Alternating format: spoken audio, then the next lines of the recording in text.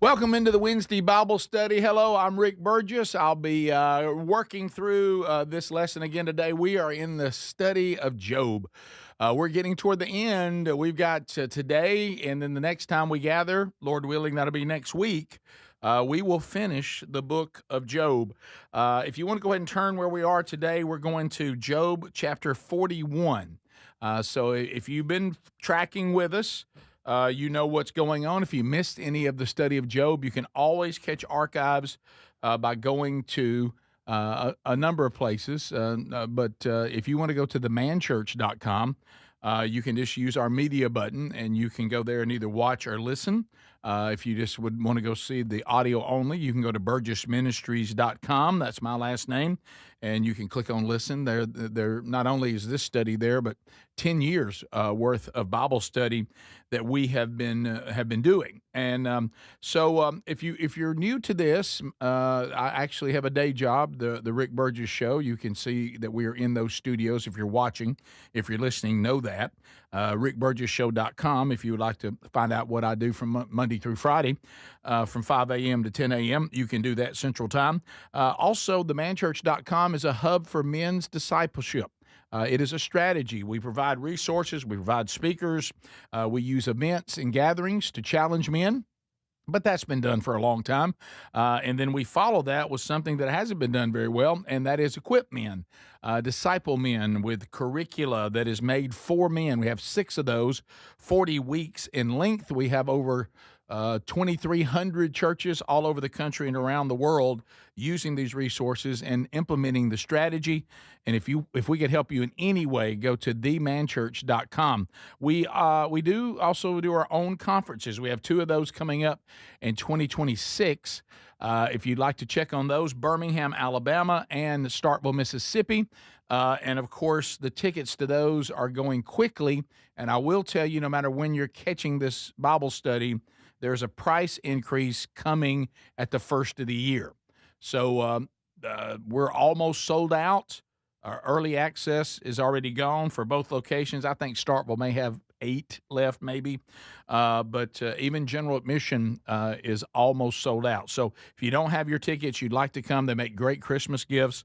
Go to themanchurch.com and certainly get that done before the price increase coming at the first of the year. So let's go ahead and turn to Job chapter 41.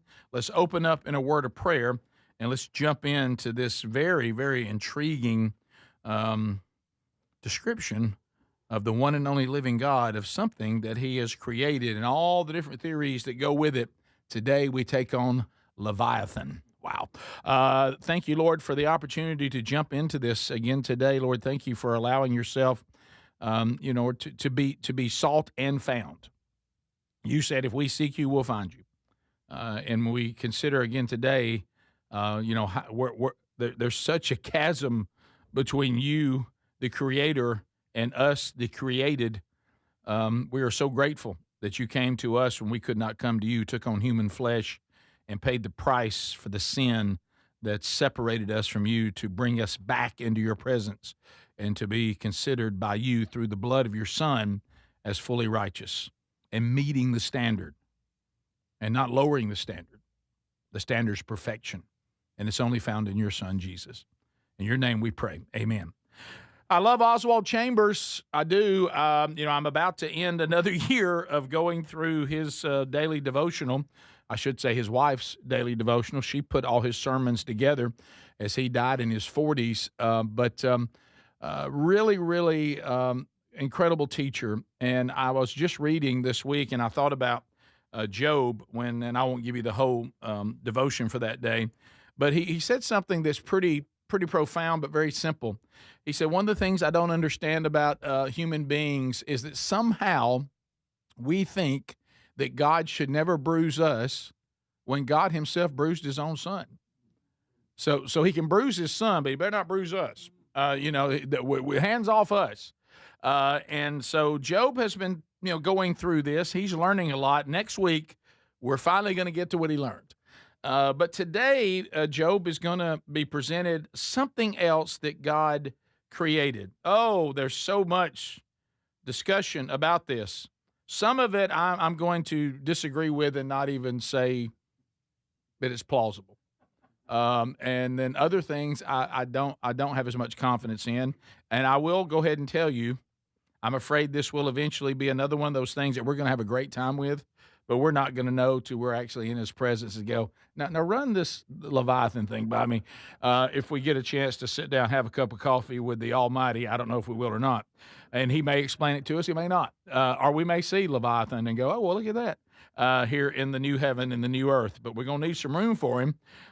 So let's talk about this. Here are the different theories on Leviathan. Now, first of all, you got to understand, which I thought very interesting, Behemoth we only see here in Job. Leviathan we see 6 times in the Old Testament, in Isaiah, which we'll talk about, in 2 different Psalms, and of course here in Job. And Job's even mentioned Leviathan earlier in chapter 3, verse 8. So that makes him a little different than Behemoth, because Leviathan seems to be mentioned more than, as I said, once. It actually means the folded one. Now, there's 2 theories, and one of there's like a sub-theory inside a theory. One theory is this is all symbolic. This is not a creature. It's all symbolic. It's God being poetic, and all He's trying to do is show Job how incredible creation is compared to him. And He's just overwhelming him with a visual that is a mythical creature. It represents many creatures. It's not an actual creature, and it's all symbolic, and that's one point of view. There's another point of view which I find pathetic, and that is this is a crocodile. That's about as dumb a theory as I think is in here, and I'm going to tell you why as we get through it. This is not a crocodile. I find that silly, and I'm going to go ahead and tell you, though, before you go, don't rushing out telling people Bird said it was silly. There's some men that we greatly respect that have done incredible commentaries, and they think it's a crocodile, and I was shocked by that. Because to me the crocodile theory is run out of town so fast, and we'll get to this because, well, I won't get into that right now, but we'll talk about this. So that's the 2 things, and then of course there's the theory that is also possible. It's real. If it's real, what is it? Well, we're going to walk through this, and we're going to see some things that indicate something that we've seen throughout history. When you study history, there's all kinds of drawings of dragons. Dragons are big throughout world history. Are they mythical? Was there a time that there was a creature like this? God's going to describe something that is an awful lot like a dragon. Some people say, well, it's actually Satan. He's talking about Lucifer. He's talking about the creation of Lucifer, the angel, and he's showing that to Job. Maybe. But we'll just kind of walk through it and we'll see, and we'll take God in His own words, and we can decide which one we think. Now, we don't need to lose sight, though, of what is not up for debate, and that's what the point God's trying to make. So I want to be sure that I don't have any guessing about that. But we have that Leviathan's going to be given 3 times the space that Behemoth was given. And Behemoth, at one time, he said, this is probably one of the most mighty things I've ever created, until we get to Leviathan. Leviathan is all. Have you ever watched movies where they've created some kind of creature in a movie, and they've given the creature so much invincibility, you're like, no one can defeat this thing.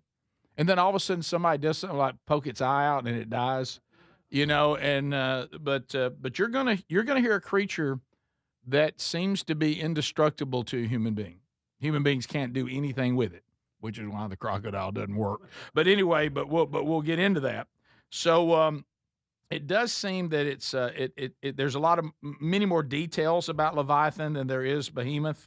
Its temperament, its habits. The bottom line that we need to take away today is that God has created things that can easily overwhelm humans, he is the source of such overwhelming power. And I will tell you one thing he wants to make crystal clear with the Leviathan: you're not going to go out with your fishing hook and your fishing rod and bring him in. We'll definitely see a lot of water. This is some sort of sea creature. It certainly spends time in water. So we'll go to 41. Let's look at verse 1. We've just come out of Behemoth, and then God says, oh, by the way, I'm going to move off Behemoth, and I want to ask you something else, Job. Can you draw out Leviathan with a fish hook, or press down his tongue with a cord? I got to laughing so hard because my daddy, even though he was a well-respected Hall of Fame football coach, I think everybody thinks that my siblings and we grew up immersed in football culture.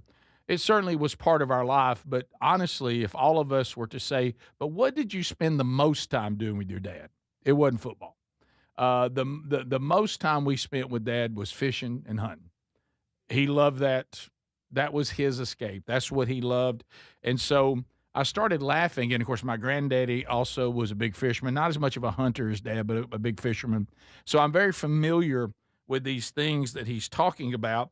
The first verse says, let me ask you this. I'm going to show you Leviathan. You think you could get you some sort of fishing arrangement, throw a hook in him, bring him in, and put him on your stringer? You ever used to catch fish, and you remember the old days, we just had a stringer. You'd run it through his gills and run him down that stringer and keep it out there in the water until you left. He said, you're going to take Leviathan and bring him in and put him on a stringer. Can you put a rope in his nose? This is verse 2 now. Or pierce his jaw with a hook? This is all fishing analogies. You think you can go out and you think you can just go in there and bring in Leviathan? And then he goes to 3. Will he make pleas to you? Will he speak to you soft words? So let me ask you this, Job. Are you just so intimidating to Leviathan that he's going to beg you for mercy? That he's going to just try so hard not to upset you, Job? Leviathan is scared of Job. And he's going to start trying to make deals with you for you not to hook him, put him on your stringer, and bring him in. And really, you're going to see also today, which I love, and we've talked about this throughout many of our studies. Remember this: if God created us and we have a sense of humor, just like everything else, a sense of humor can be used in a great way or it could be used in a bad way, just like everything that God gave us. Our adversary also has an alternative plan. But so think about this. Where did this sense of humor come from? Well, obviously, if we have been given a created being a sense of humor, wouldn't you think that came from the Creator? I'm going to tell you, there's things in this where God is having fun.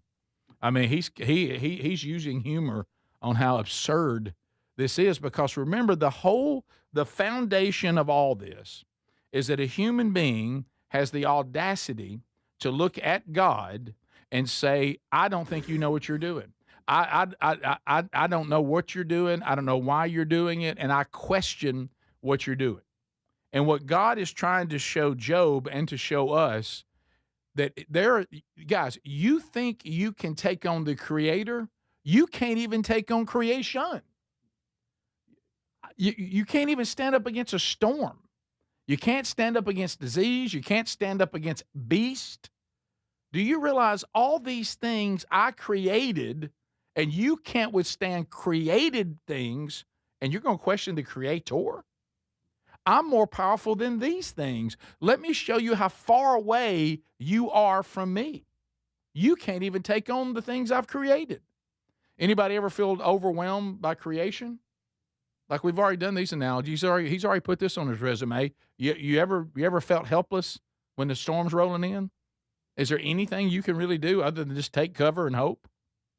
I remember knowing that, and this is not a happy thing, but these were redeemed people. Okay, so they weren't like being punished or whatever.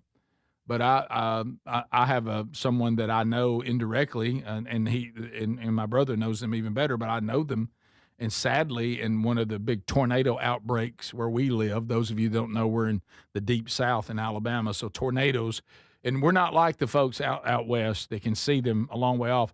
We not only have tornadoes, but we have terrain where you can't even see them. I mean, we got so many trees and hills, and we can't like see one far off, like if you were in Oklahoma or something like that. They literally come out of nowhere, and so they did exactly what they were told to do. They took cover. They took cover where they were supposed to. But an F4/F5 hit their house directly. Well, let me tell you, it don't matter how much cover you take. The sheer force of it killed them instantly. And they prepared. They had everything you could possibly have as a human being for you not to be injured by a tornado. But if the force of an F4, F5 hits your house, you can sit in the bathtub and put a helmet on all you want to. I mean, it's over. And so God is saying, so y'all can't even withstand that. Do you realize that tornado is nothing to me? I would take it with my finger and toss it. I'm the creator of that kind of force. I created Leviathan. I created Behemoth. You think you can take these things on? Well, if you can't take them on, you certainly can't take me on. And that's the greater point in all this, regardless of what Leviathan really is or isn't. 4, he continues with the humor. God says to Job, looking at the mighty Leviathan, will he make a covenant with you to take him for your servant forever? So is he so intimidated by you, Job, he's going to become your pet? You're going to see him double down on the pet here. Is he going to cut a deal with you? And say, I'll tell you what, if you won't kill me, Job, I'll become your slave. And, it's interesting. You'll see here in a minute some of the things that Job would understand here and some of the Hebrew that's being used here is that in those days, one of the markers for you to become a servant, and you'll see this later, if you were, and it's weird because it's so common now, but in the slave culture, many times to show ownership of slave, they would pierce their ears. And it would be a piercing of some kind that would show that I belong to someone else. And he's saying, you can get him to do this for you. Get his little ears pierced for you and become your servant and just beg you for mercy. And then look at this, 5. Will you play with him as with a bird? Or will you put him on a leash for your girls? Now, interesting here, because some commentators were going, now, he says girls here. Is he talking about Job's daughters? He actually isn't. The word that's being used here is not representing daughters. So this is not God going back to the earthly death of his children here. He just really means, he's using, like when you see this around, you saw girls walking around, they'd go down to these different markets, they buy themselves a little pet bird or something on a leash, a little pet, they take it around. And he's saying, well, Leviathan's nothing to you, Job. Won't you just take him, make him a pet, take him down there to the market, won't you put him on the leash, let little girls take him around, walk him around like a little pet? Do you see the humor that God is using? And then he talks about the market here in 6. Will traders bargain over him? Will they divide him up among the merchants? Can you just say, I got a Leviathan for sale? And get you a little cardboard box, like you do a little box of puppies, or in this case, he says birds, a little cage for birds, and you're going to go down to the market where we all do trading. You're just going to hold Leviathan and just trade for him, see if you can't get somebody to buy him from you. See, this is all absurd. And he's making, and Job is having to hear this from God. We get into 7. Can you fill his skin with harpoons or his head with fishing spears? Bottom line is he's indestructible. Can you harpoon Leviathan? Can you toss a spear at his head? Let's go to verse 8. Lay your hands on him. Remember the battle. You won't do it again. So when you look at this, you start thinking, all right, so now he's going to start talking about how indestructible he is. What did we find in other parts of Scripture about Leviathan? What did Isaiah say about him, who promised us the coming Messiah and so many things? This is some of the things that makes people wonder: is this Satan? Is this something that both represents the world, the flesh, and the devil? Here's what Isaiah said about redemption of Israel. Look at this in chapter 27 and verse 1. In that day the Lord, with his hard and great and strong sword, will punish Leviathan, the fleeing serpent, Leviathan, the twisting serpent, and he will lay the dragon that is in the sea. Now hang on to that visual, because you're going to see that develop as God goes along. Now that's from Isaiah. Okay, so this is going to become a visual here because it looks like Isaiah says it's a dragon that's in the sea, and he's talking about there's a day coming when God is going to destroy Leviathan. And here now we're talking about verse 8. You lay your hands on him, you'll remember that battle. You won't do it again. Let's just say this, Job. If you go after Leviathan and you were to survive, you might survive it. Okay? But let me tell you this. If you live, you'll regret the decision to ever have tried it. You wish you hadn't done that. And I don't know how many of you, might have tangled with something and you look back and go, I tell you one thing, I survived it, but I sure wish I'd have never done it. I won't ever do that again. And that's what he's saying would happen if Job decided to take on Leviathan. Look at 9. Behold, the hope of a man is false. He is laid low even at the sight of him. This is one of those things that I think about this in something as silly as athletics. I was talking with someone who had talked about a foe that they faced all the time, a championship team, and they were always winning. He said we never could beat them, never. And every year, he said we would just get so fired up in preseason. He goes, and we'd be like, this is the year. This is the year we're going to beat them. He said, and we would just be, in pregame, there's no doubt we're going to beat them. He said, then their dressing room door would open. He goes, and they would start walking out in single file line. And he said, we ain't even kicked off. And we go, we ain't never going to beat them. There they are again. And they looked indestructible as they always do. We ain't never beat them, and we ain't going to beat them. And so he says this is what happens to most men when they see Leviathan, even if they were thinking about it. He said the very sight of him would take away any hope that they have. It would be vanquished just at the very sight of him. That's how intimidating he is, Job. Verse 10, no one is so fierce that he dares to stir him up. Who then is he who can stand before me? And that's the focal point of this entire speech. He's going to go on because God's really good at making his point. But I want you to look. If you want to know what all this is about, it doesn't matter what Leviathan is. We may not know that until we know everything, okay? There's going to be a strong case before we're done that it's a dragon. Is it a dragon that actually lived? Is it a mythical dragon? I don't really see how a mythical image is going to make this point. God's talking about things he's created, not things he's made up or things he's used as analogies. That hasn't been part of this resume at all. This resume, till we get to Behemoth and Leviathan, that's why I disagree with some of the commentaries. He hadn't been symbolic yet. So do you all of a sudden go symbolic here at the end? It sounds like to me he's listing things that he's created that Job could plainly see either in his time on earth or a time he missed or, whatever the case may be.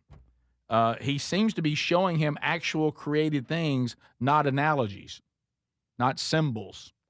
But anyway, I'm just trying to, this is Calhoun County commentary, so take it for what it's worth. But here, this is the focal point. No one is so fierce, Job, humans, that they would dare to go against Leviathan. You wouldn't dare do that. And you're going to go against me? Think about that. Would you look at Leviathan and say, I wouldn't touch that with a 10-foot pole? So you have fear of what I've created, but you got no fear of me who created it. By the way, we can all take a note on that. I promise you, if that door opened up, and I don't have this planned, would be one of the greatest teaching visuals of all time. But if I were to open that door and something that's just in our world, okay? If I opened up that door and just let a wolf in here, a wolf, everybody in here would go bonkers. And if that thing all of a sudden, no offense, took out Jim right here, took Key out, And then all of a sudden, he goes down and he starts. We'd all be. I mean, this is where we find out who would throw each other in front of them, to save themselves. Of course, I'm the teacher, so of course I'd have to leave because I have to teach next week. All of the rest of you, but anyway, that's my service to you to be sure I can teach again next week. But I'm talking about if we let anything, a lion in here, a wolf, which is not as intimidating as a lion, a bear came in here wreaking havoc, we'd be terrified. Yet God visits with us every week. We're not afraid of him. And he created all these things. These animals are nothing to him. We're terrified of his creation, but we're not terrified of the Creator. And that's exactly, and you're saying, well, what are you talking about, Rick? We don't do this kind of stuff. I mean, Job's just saying he doesn't agree with God's tactics right now. We know about suffering. We wouldn't question that. But yet we look around at the world we live in, and God has a clear definition of marriage. And you know what we say to the Creator? Nah, we think we could have done better than that. We'll interpret our own version of that. He's created gender. We've rejected that. He's created sexual purity. We want no part of that. That one hurt a little closer, didn't it? Everybody was like, I don't have a gender problem. I don't have a redefinition of marriage problem. And also, he hates fornication too. Yeah.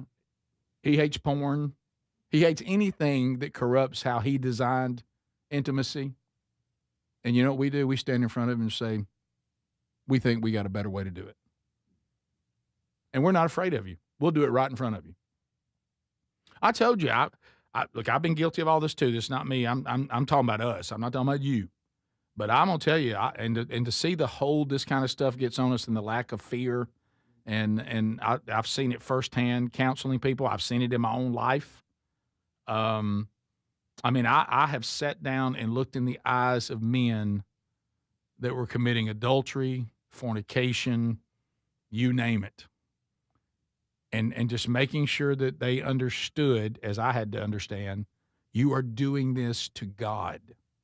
And I've seen them weep. I've seen them cry. I've seen them wail.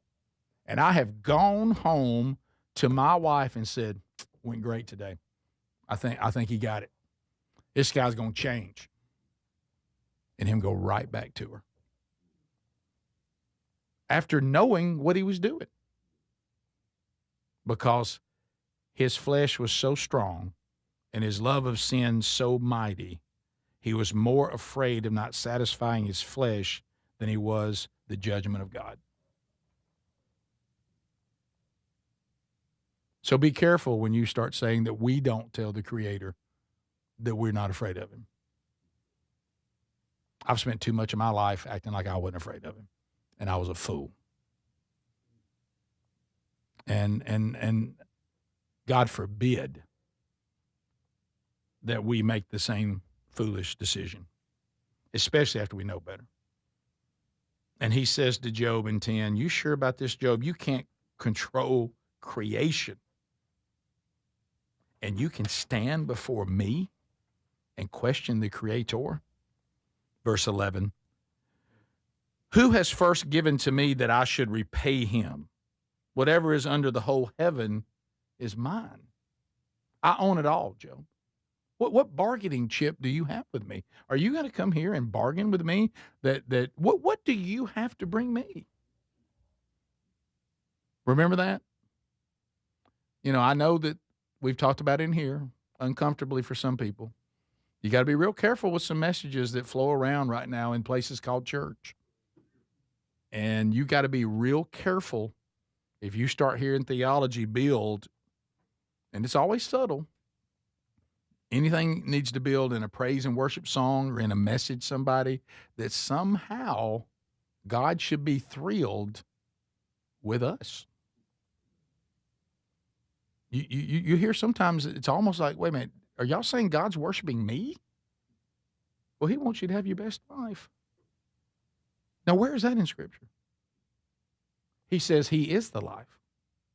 He is the way. He says that true life is found only in me. That is your best life. that he's running after us. He's frantically coming after us. What I see is come near to God and he'll come near to you. That's right out of Scripture.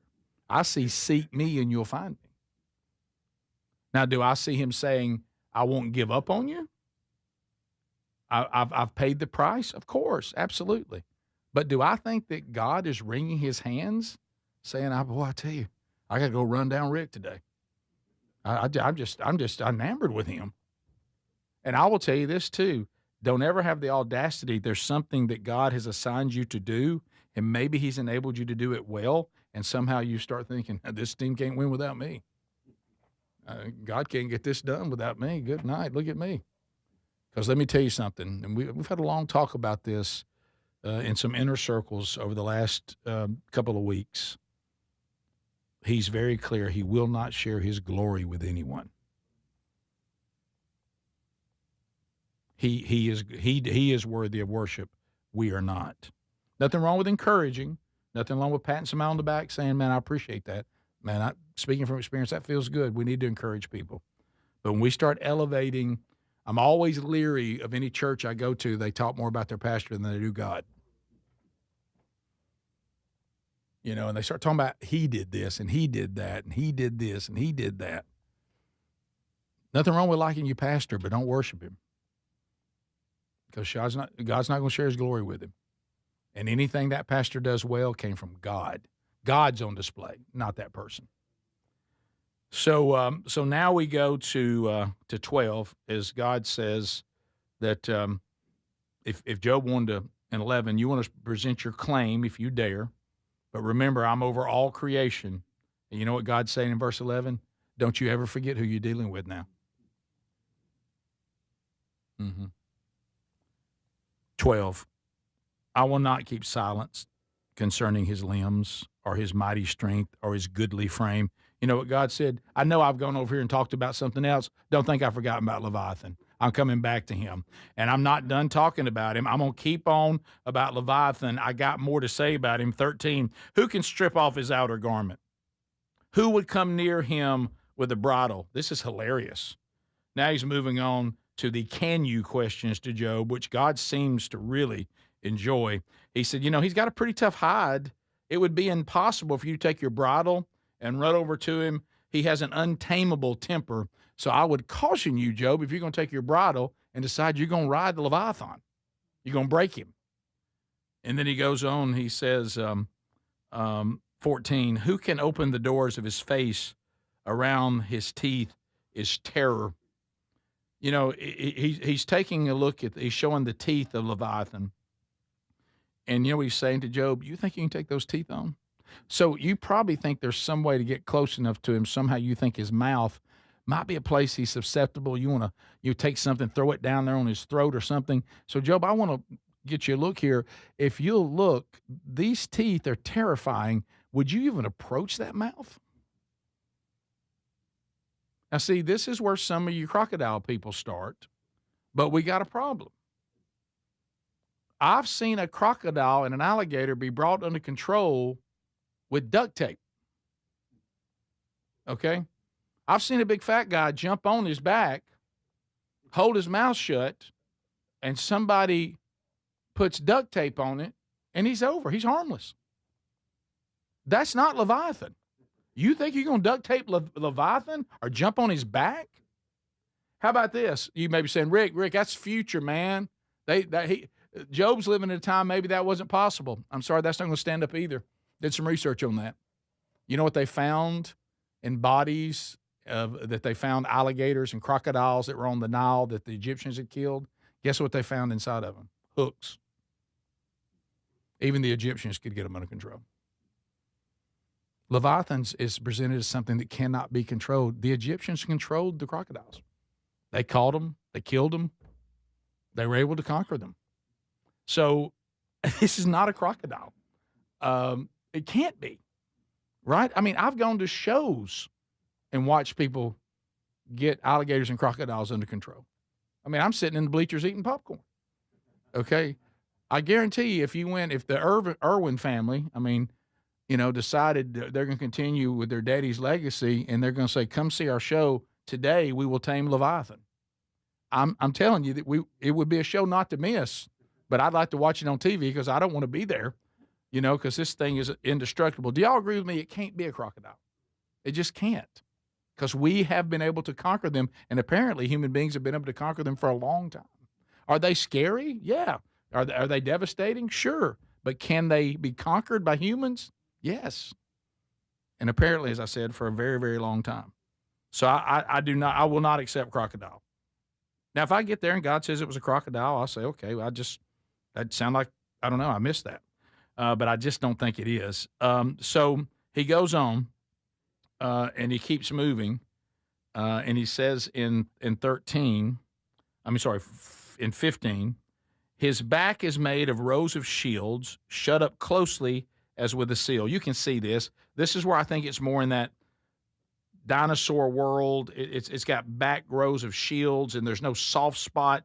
What he's saying is, even if you're looking for a place he'd be susceptible, you're not going to find it the way he's designed. You can't even get into there. There is no soft spot. 16.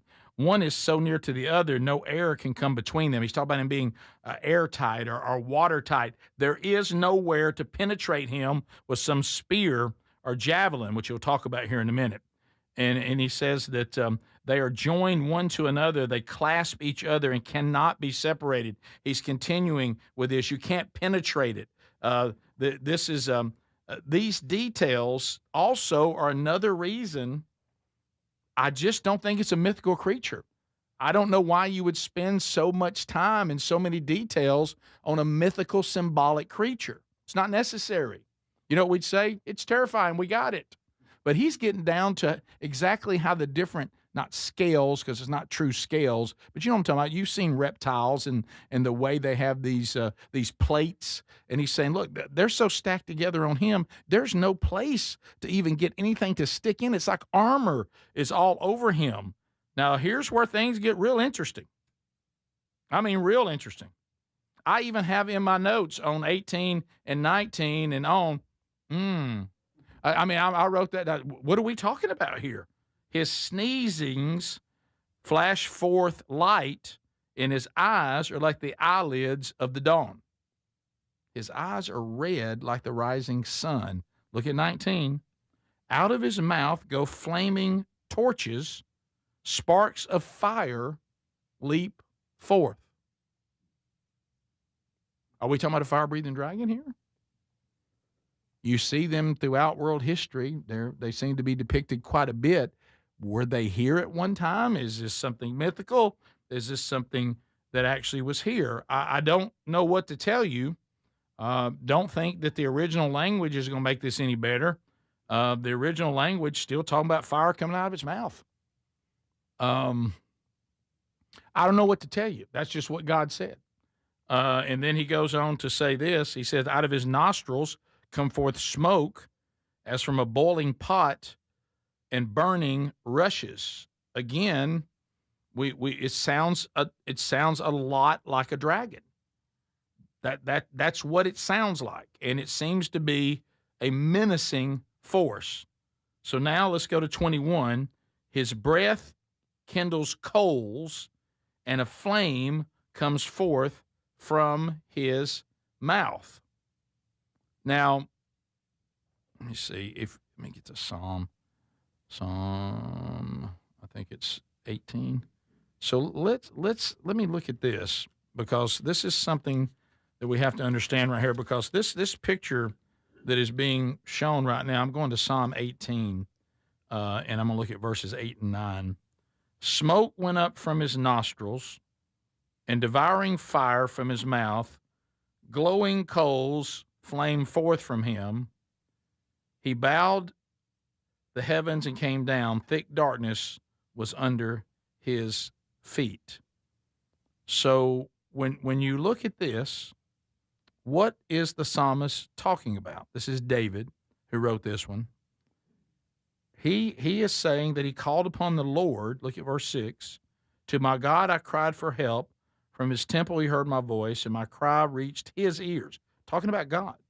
Then the earth reeled and rocked, and the foundations also of the mountains trembled and quaked because God was angry. Now we get to 8. Smoke went up from his nostrils, devouring fire from his mouth, glowing coals flamed forth from him.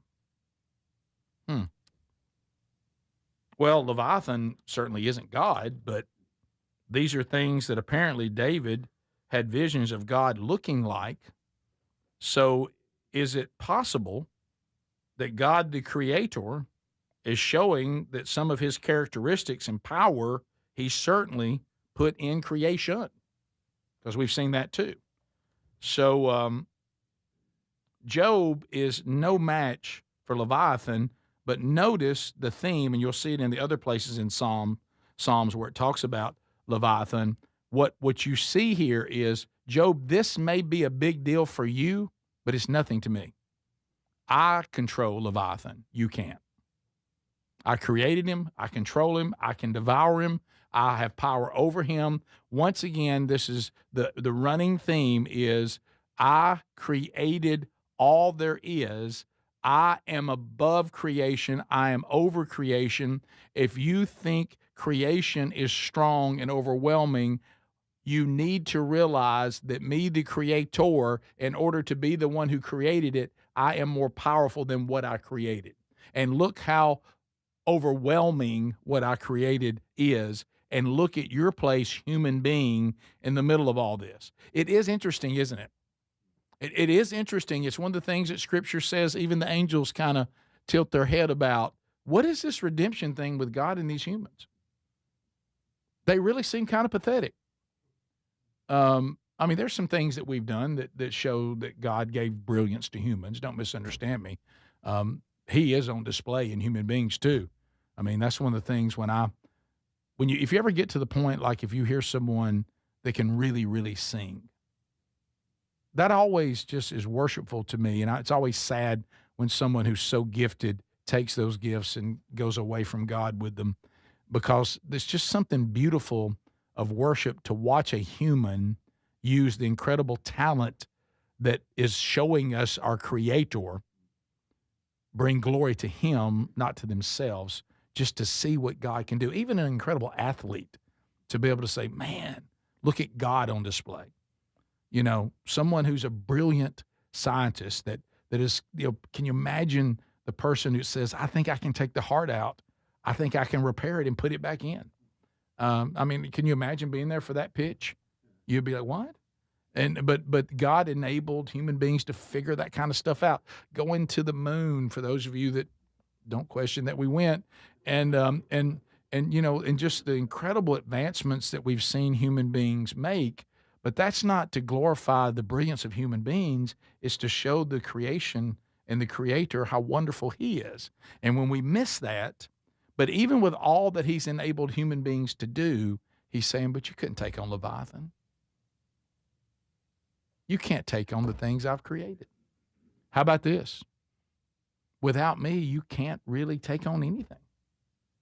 Think about Jesus talking about that in John 15. What did he say? Apart from me, you can do nothing. So this is the lesson that Job is being taught.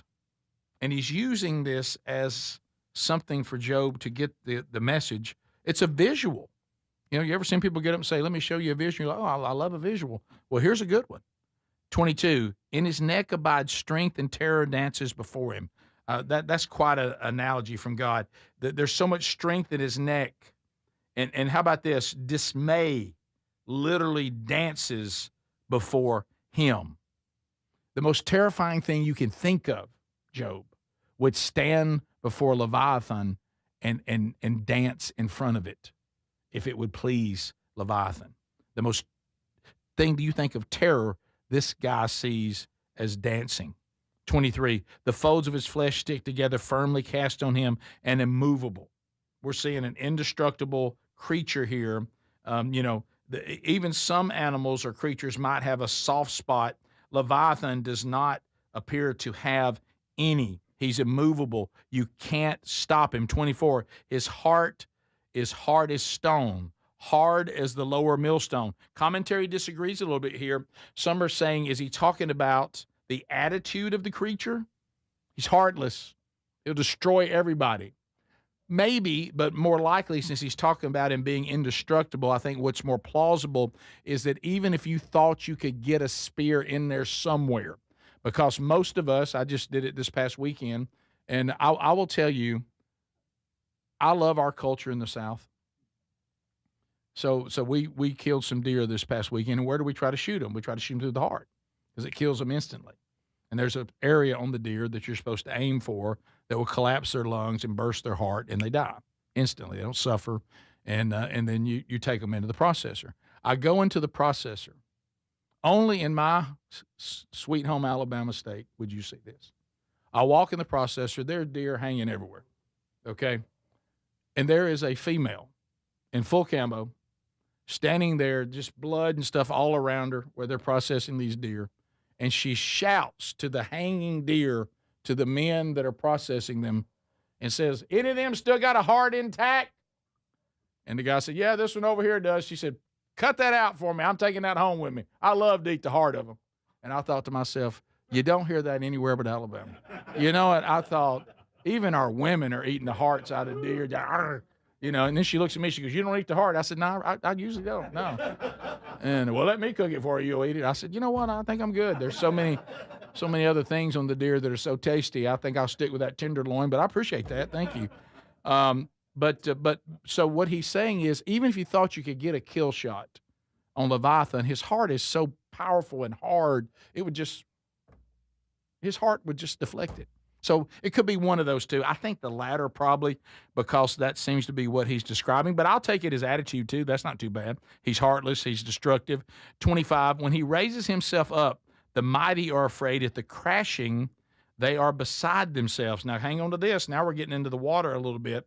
He says, the mighty hunters, people who go out, and I mean, that's some people also said, well, this is a whale. I'm sorry, we've harpooned whales. We've killed them too. Okay? There's been plenty of mighty hunters that have gone out long ago and went out and taken on a whale. Now, they're incredible and unbelievable, the largest ones their size, but they've been harpooned.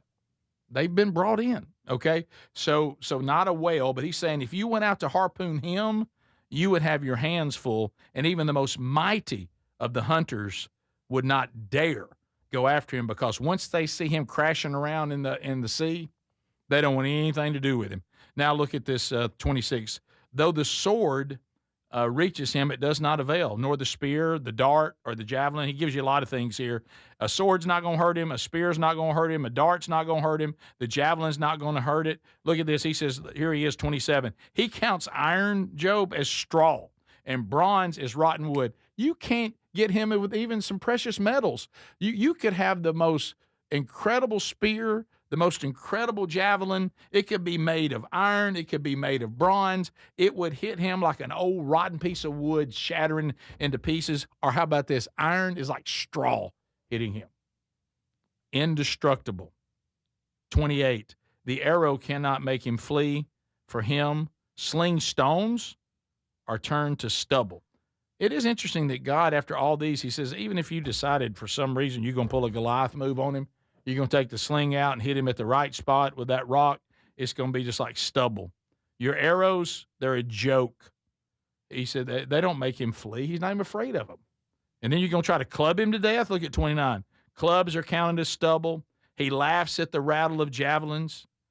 30. His underparts are like sharp post herds. He spreads himself like threshing sledge on the mire. So he's really, really creating a visual here of this very, very intimidating creature. And when you look at some of the stuff that he's saying, he's talking about the weapons won't hurt him. He's talking about his underbelly. It leaves a trail. That's what he's talking about in 30 here. His underparts are like sharp post herds. You ever seen like an alligator or something that moves and you can see where it is in the mud? He said, this thing is so big and so strong. He said, if you saw him slide through an area, say he came through a little mud right here, it would look like somebody that brought a tractor through here. It would look like somebody just came in here and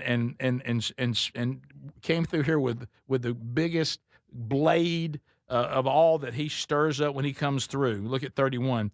He makes the deep boil like a pot. He makes the sea like a pot of ointment. He agitates the entire pool or any body of water around him. Can you imagine the sheer size? Can you see the water stirring up around this incredible creature?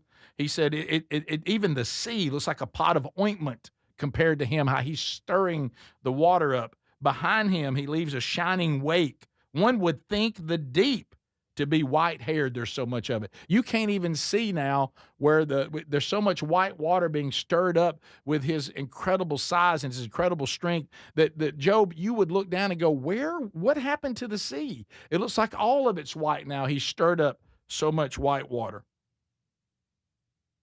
On earth there's not his like.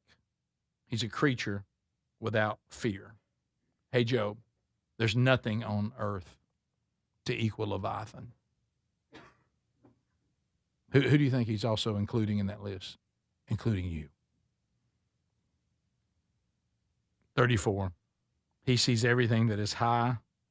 He is king over the sons of pride.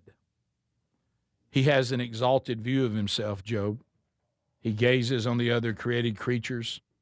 He sees himself king of them all. Hey, Job, do you have control over all these things I've given you? You can't control any of the things I've presented. And you certainly can't control Behemoth, and you can't control Leviathan. But I can. I can control all these things. You know, I told you that Leviathan was mentioned, 6 times in the Old Testament, 2 of them in Job. But Isaiah, we've already listened to what he has to say. But I want to go to Psalms to close because it's also mentioned in more than one Psalm. 74:14, Leviathan is not specifically talked about, but the key of what Job is being taught is, it says in 74 verse 14, yeah, that's it. It says, you crushed the heads of Leviathan. You gave him as food for the creatures of the wilderness. Now look up at 12. Who's he talking about? Yet God, my King, is from old working salvation in the midst of the earth. You, God, divided the sea by your might. You broke the heads of the sea monsters on the waters. Look at 13. And then 14. You crushed the heads of Leviathan. You gave him as food for the creatures of the wilderness. Interesting. This is in the psalmist are saying, even by the time these are written, the psalmist knows about Leviathan. Did he learn it from the book of Job? Maybe. He certainly was aware of it. But he makes the point that Job needs to learn, Leviathan to you, Lord, you could divide him up and feed him to the rest of creation. He's nothing compared to you. Go to Psalm 104. Psalm 104, 26. This is what makes him a little unique. We don't see other parts of the Bible talking about Behemoth, but we do Leviathan. Verse 26, Psalm 104. There go the ships, and Leviathan which you formed to play in it. Talking about the sea, look at 25. Here is the sea, great and wide, which teems with creatures innumerable, living things both small and great. There go the ships, and Leviathan which you formed to play in it. I just think it's a creature. Because unlike Behemoth, we've got other scriptures referring to this, and never once is it referred to as something symbolic, something mythical. It's referred to as a creature. They're even saying it was in the sea. But that's really not the point.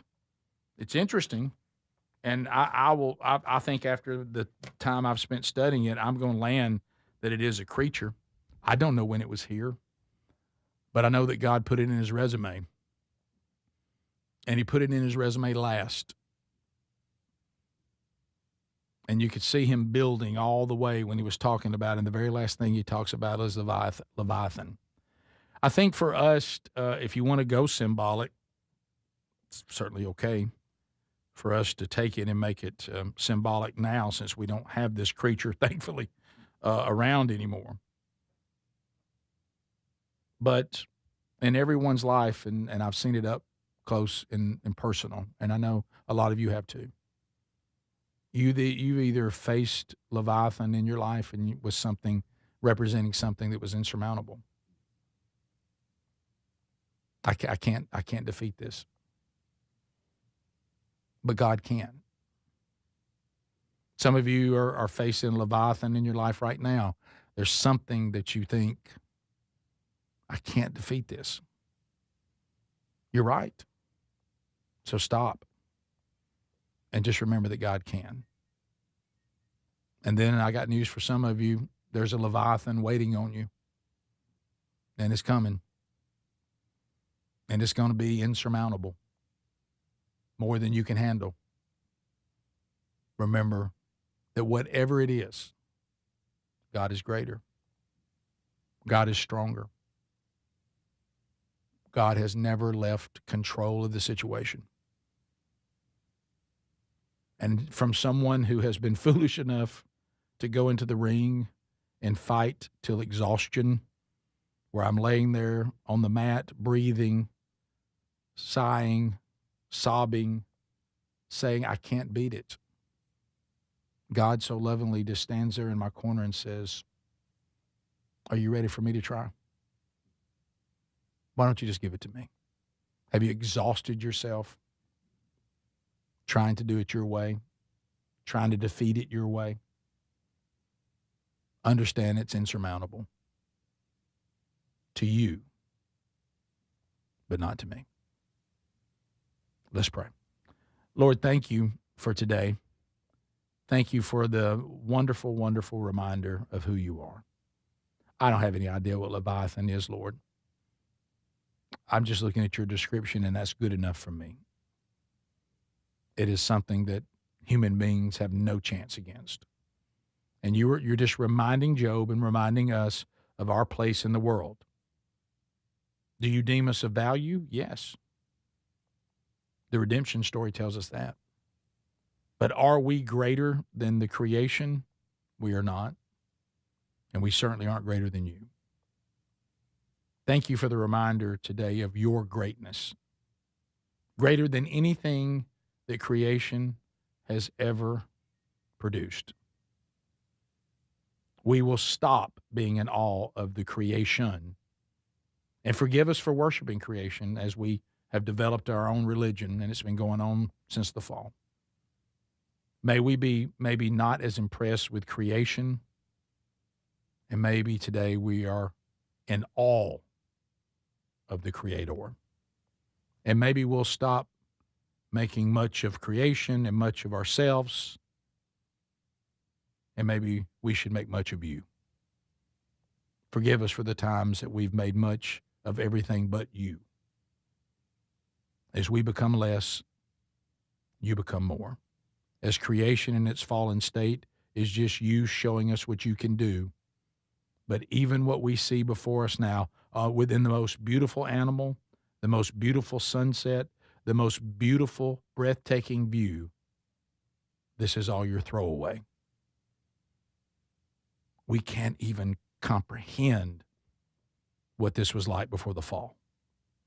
And we anxiously await the day, as Paul tells us in the Romans chapter 8, that even the fallen earth is groaning for you to make it right. And our hope remains in that day, that it will come when you make everything right. And remembering today that only you can do it. We can't. In your name we pray. Amen. Thank you, guys.